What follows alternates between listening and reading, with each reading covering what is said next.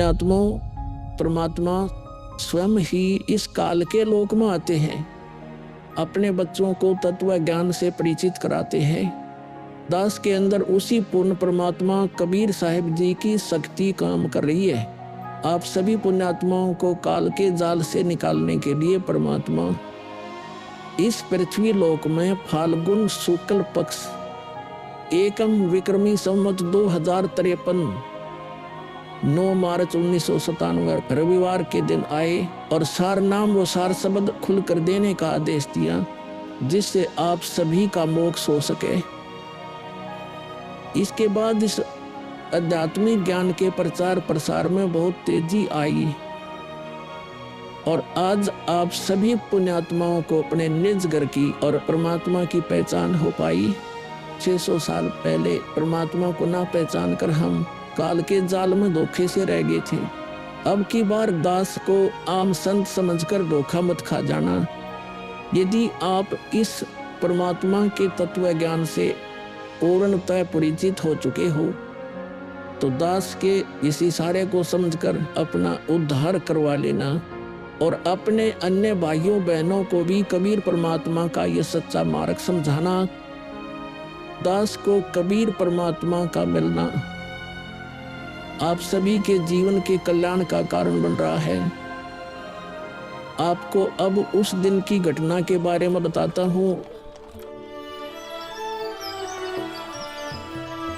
ये सत्य घटना उस दिव्य प्रसंग की है जो आज तक केवल एक रहस्य था।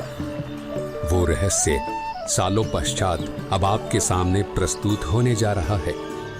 संत रामपाल जी महाराज जी के जीवन का वो महत्वपूर्ण दिन जिसके विषय में उन्होंने आज तक भक्त समाज के समक्ष केवल सांकेतिक और आंशिक वर्णन किया था, अब उनकी आज्ञा से वो दिव्य प्रसंग विस्तार से प्रस्तुत हो रहा है। ये प्रसंग उस दिन का है जिस दिन संत रामपाल जी महाराज जी को कबीर परमेश्वर जी स्वयं इस धरातल पर आकर मिले थे। हे गुरुदेव राम देवानंद जी महाराज, ना जाने आपने इस दास में क्या देखा कि आपने इस दास को इतनी बड़ी जिम्मेदारी दे दी। अपने बाद मुझे गुरु पद पर बैठा दिया। ये दास अपनी आखिरी सांस तक आपके द्वारा दिया गया जगत कल्याण के मार्ग और मोक्ष के कार्यों को पूरा करने के लिए समर्पित रहेगा। परमात्मा का सत्य ज्ञान और सच्चा मंत्र हर घर तक पहुंचा के छोड़ूंगा, फिर चाहे कुछ भी बीते मेरे साथ। ये दास आजीवन परमात्मा के मार्ग में कार्यरत रहेगा। ये फाल्गुन शुक्ल पक्ष एकम विक्रमी संवत 2053 9 मार्च 1997 रविवार की बात है। संत रामपाल जी महाराज हरियाणा के झज्जर जिले के एक झाड़ली कस्बे में गरीबदास जी महाराज जी की वाणी का पाठ करने गए थे। वहां किसी कारणवश पाठ रद्द होने की वजह से वे वापस आ रहे थे। वहां से लौटते समय संत रामपाल जी महाराज कबीर परमात्मा की याद में मग्न अपने दुपहिए वाहन पर सवार वापस लौट रहे थे।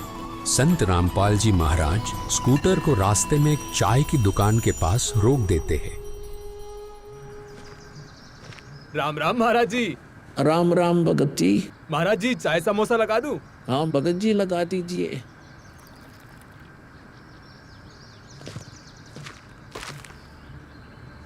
इस बोले भगत को भी परमात्मा का तत्व ज्ञान समझाना चाहिए। भगत जी, कबीर परमात्मा की भक्ति करनी चाहिए। मनुष्य जीवन हमें सिर्फ इसीलिए मिलता है।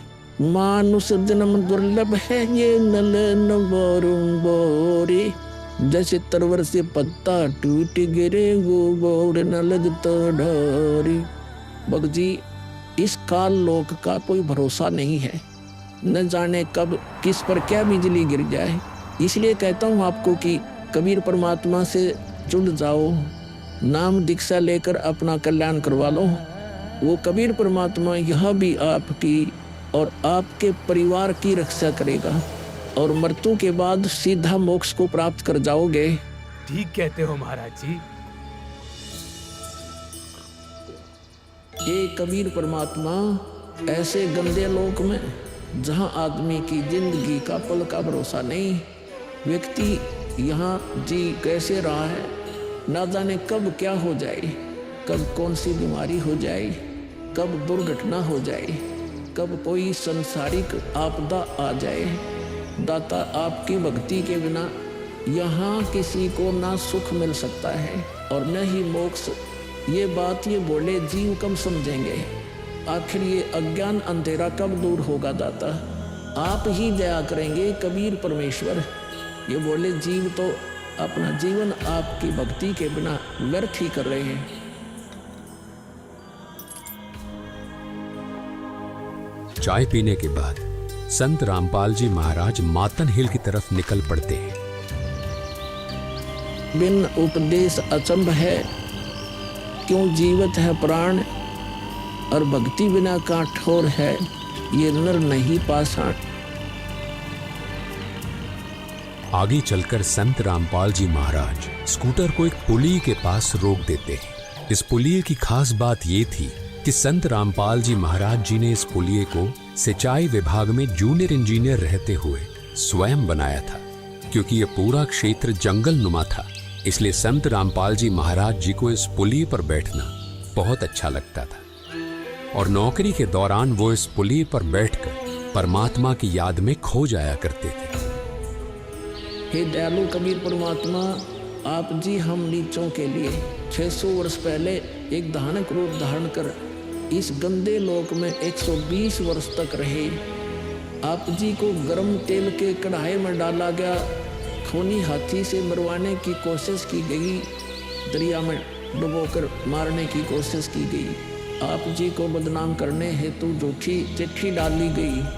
आपके साथ कितने जुल्म ढाए गए, फिर भी हे दयालु कबीर परमात्मा, आपने क्या कुछ नहीं किया। अपनी सतलोक से बिछुड़ी आत्मा को अपनी शरण में लेने के लिए, इस तत्व ज्ञान को सब जीवों तक पहुंचाने के लिए।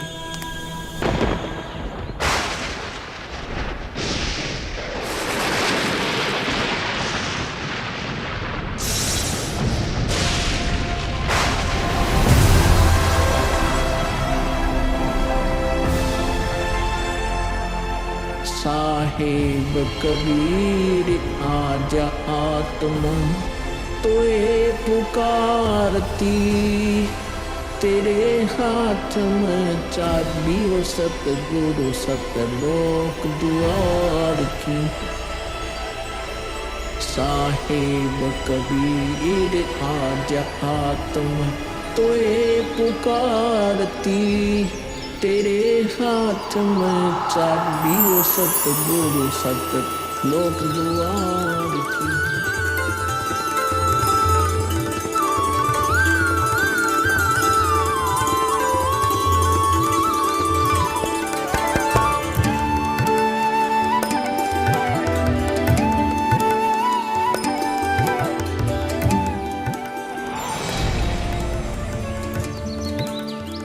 राम राम भगत जी। राम राम। आओ भगत जी बैठिए, खड़े क्यों हो? संत रामपाल जी महाराज अपने परने को पुलिया की दीवार पर बिछा देते हैं और महात्मा जी से बैठने का आग्रह करते हैं। कहाँ से आए हो बेटा, क्या करते हो? भगत जी, वैसे तो मेरा गांव धनाना है, जिला सोनीपत में पड़ता है। अब एक छोटा सा मकान बनाकर रोहतक में रहता हूँ। जूनियर इंजीनियर था, लेकिन अब नौकरी छोड़ दी है। बेटा, तेरे धनाना और रोहतक वाले घर के बारे में तो मैं अच्छी तरह से जानता हूँ और यह भी जानता हूँ कि तेरे 2 पुत्र और 2 पुत्री हैं। मैं तो यह पूछ रहा था कि इस जन्म से पहले तेरा घर कहाँ था? अरे, इन महात्मा जी को मेरे बारे में इतना कैसे पता है? महात्मा जी, जन्म से पहले हम सतलोक में थे, वही हमारा घर था। लगता है ये भगत जी राधा स्वामी पंथ के अनुयायी हैं। इनको सत्य का ज्ञान कराना चाहिए। मेरे गुरुजी स्वामी रामदेवानंद जी हैं। मेरे भगवान कबीर देव जी सृष्टि के रचनहार हैं, वही सतपुरुष है। कुछ पंथ वाले सतलोक के विषय में तो बताते हैं, लेकिन वे सतपुरुष को निराकार बताते हैं, जो कि बिल्कुल झूठ है। भक्त जी, मैं स्वयं संत गरीबदास जी के पंथ से जुड़ा हूँ। संत गरीबदास जी गांव छुड़ानी जिला झज्जर वाले थे और उनको 10 वर्ष की उम्र में कबीर परमात्मा जी जिंदा महात्मा के रूप में मिले थे। उसके बाद कबीर परमात्मा जी गरीबदास जी की आत्मा को अपने साथ सतलोक ले गए थे और वहाँ की सारी व्यवस्था दिखाकर उन्हें इस धरती पर वापस छोड़ा था। फिर उन्हीं बालक गरीबदास ने सतलोक के बारे में बताया कि ऊपर सतलोक है, वहाँ सारी सुख सुविधा उपलब्ध हैं, सदाबहार बाग हैं, नर नारी की सृष्टि है। वहीं पर एक गुम्मट युक्त महल में कबीर परमात्मा जी सिंहासन पर बैठे हुए हैं और वहीं से कबीर परमात्मा जी इस सृष्टि को चला रहे हैं। हम सब वहीं रहा करते थे, वही हमने जाना है। जो सतलोक में केवल प्रकाश ही प्रकाश बताते हैं उनका ज्ञान गलत है, वे मोक्ष प्राप्त नहीं कर सकते।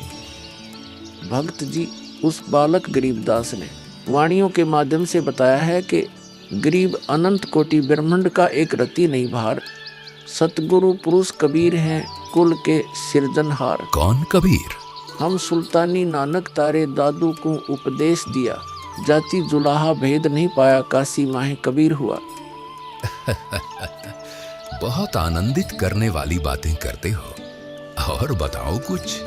इन्हें अपना ज्ञान अधूरा लग रहा है, हो सकता है ये नाम दीक्षा लेकर परमात्मा से जुड़ जाए। भक्त जी अगर आपको अपना कल्याण करवाना है तो एक ही तरीका है, नाम दीक्षा। मेरे पूज्य गुरुजी ने मुझे नाम दीक्षा देने का आदेश दे रखा है। मैंने अपना घर और नौकरी छोड़ दी है, अब गुरुदेव जी की ही आज्ञा अनुसार प्रचार और दीक्षा देने का पवित्र कार्य कर रहा हूँ। बेटा, क्या तुम्हारे गुरुजी ने तुम्हें सारनाम और सार शब्द देने का भी आदेश दिया है? इन्हें कैसे पता सारनाम सार शब्द के बारे में? गुरुदेव की आज्ञा थी कि अभी सारनाम को सार्वजनिक नहीं करना है। उन्होंने कहा था कि मुझे स्वयं परमेश्वर कबीर जी मिलेंगे और वही मुझे सारनाम को सार्वजनिक करने का सही समय बताएंगे।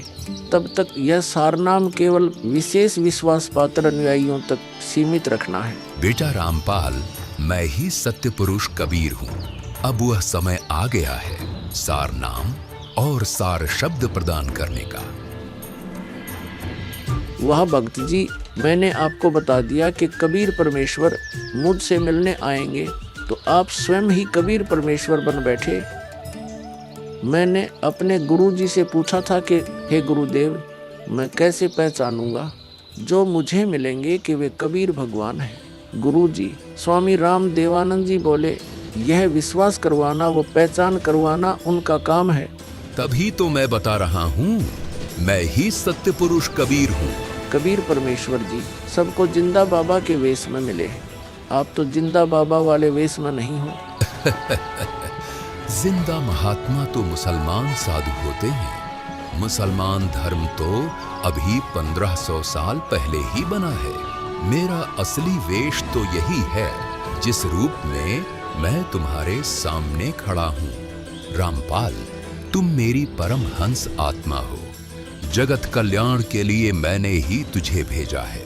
अब सही समय आ गया है सार नाम और सार शब्द देने का।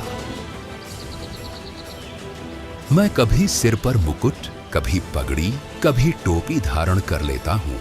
चारों युगों में आता हूँ। सतयुग में सत सुकृत नाम से, त्रेता युग में मुनींद्र नाम से, द्वापर युग में करुणामय नाम से और कलयुग में अपने वास्तविक नाम कबीर देव यानी कबीर नाम से आता हूँ और तेरे जैसी हंस आत्माओं से मिलकर उनका भ्रम दूर करता हूँ। लेकिन अगर तुझे केवल जिंदा महात्मा के रूप में विश्वास है तो मैं तुझे अपना वो रूप भी दिखा देता हूँ। ये देख।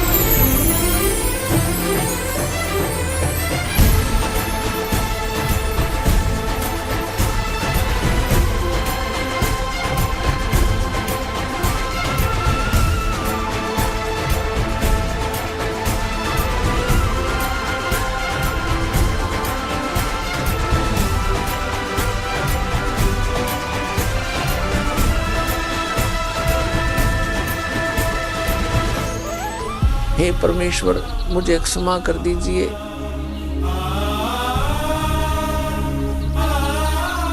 मुझसे अनजाने में गलती होगी।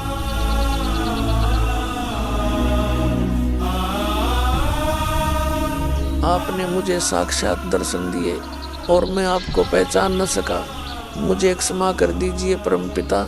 बेटा रामपाल, अब वो समय आ गया है जो मैंने धर्मदास को कहा था कि कलयुग बीते 5500 पांचा, तब यह वचन मेरा होगा साचा। यानी जब कलयुग 5505 वर्ष बीत जाएगा, तब मैं खुद इस धरातल पर आऊंगा और अपने बच्चों को तत्व ज्ञान समझाकर इस काल लोक से सतलोक ले जाऊंगा। बेटा रामपाल, तुम मेरी परमहंस आत्मा हो। अब इसके आगे बेटा, मैं ही तेरे रूप में सारी लीला करूंगा और यह तत्व ज्ञान अपने बच्चों को बताऊंगा, उन्हें सतलोक की राह दिखाऊंगा।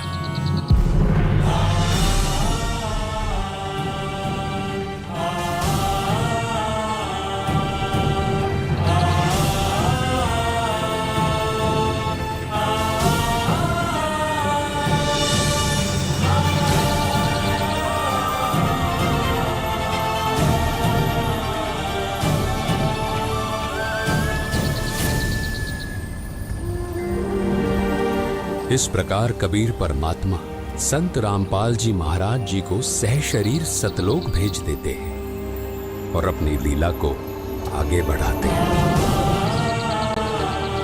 गली ख्यालवी साल सतगुरु अतल दिगंबर धीर भक्ति हेत काया घर आए अवगत सहत कबीर।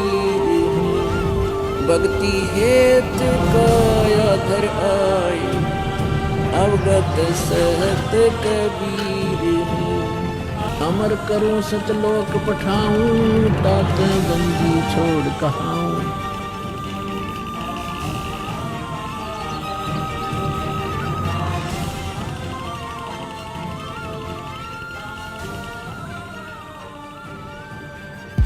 इस प्रकार कबीर परमात्मा संत रामपाल जी महाराज जी को सह शरीर सतलोक भेज देते हैं और स्वयं सर्व सृष्टि रचनहार कबीर परमात्मा संत रामपाल जी महाराज जी के रूप में संपूर्ण संसार का उद्धार करने के उद्देश्य से इस पवित्र मिशन पर निकल पड़ते हैं। संत रामपाल जी महाराज जी के रूप में कबीर परमात्मा स्वयं को छिपाए हुए हैं। उनके इस लीला को समझना आम जीव की समझ से बहुत दूर है। एक संत के स्वरूप में परमात्मा के अभिनय की ये अद्भुत सच्चाई भक्त समाज के लिए जानना बहुत जरूरी था। साक्षात कबीर परमात्मा के स्वरूप बंधी छोड़ सद्गुरु रामपाल जी भगवान की जय हो। अब बच्चों, ज्ञान पूरा आ चुका है और वो ठीक का समय आ गया है। गुरु पूरा, ज्ञान पूरा, भगवान पूरा, सब ही नारी नर शुद्ध तक। जब ठीक का दिन आवंत, कपट चातुरी छोड़ के शरण कबीर गहनत। बच्चों, वो ठीक का दिन आ गया। चारों तरफ डंका बोल गया दाता का। कहाँ उग्र, कहाँ शूद्र हो, चाहे कोई नकम्मा डाकू लटेरा है, चाहे कोई छोटी जाति समझते हो आपको, हरे सबकी भाव पीर परमात्मा। वो संत जो मेरा भेजा होगा, भेजा हुआ आएगा, वो सब के दुख दूर करेगा। हरे सबकी भाव पीर, सो समान समदृष्टि है समृत सत कबीर। वो एक समान समदृष्टि का है, सबको एक दृष्टि से एक समान प्यार देगा, सबको एक जैसा व्यवहार देगा, एक जैसा सच्चा नाम सतनाम सार शब्द देगा। वो समृत सत कबीर ही होगा। बोलो बंदी छोड़ कबीर साहब की जय हो।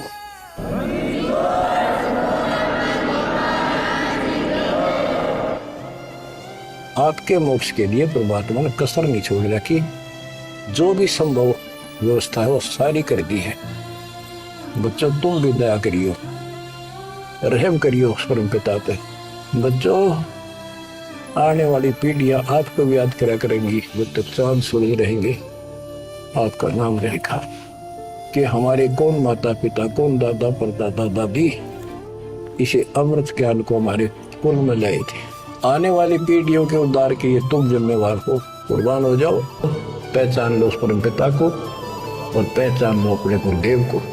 परमात्मा आपको मोक्ष दे, आपको सद्बुद्धि देकर रखे, आपको भगवान की याद बनी रहे, सतलोक याद रहे, काल का कष्ट भी याद रहे, यहाँ भी सुखी रहो, सतलोक में सदा सुखी हो जाए। ये दास का आशीर्वाद है। सत साहिब।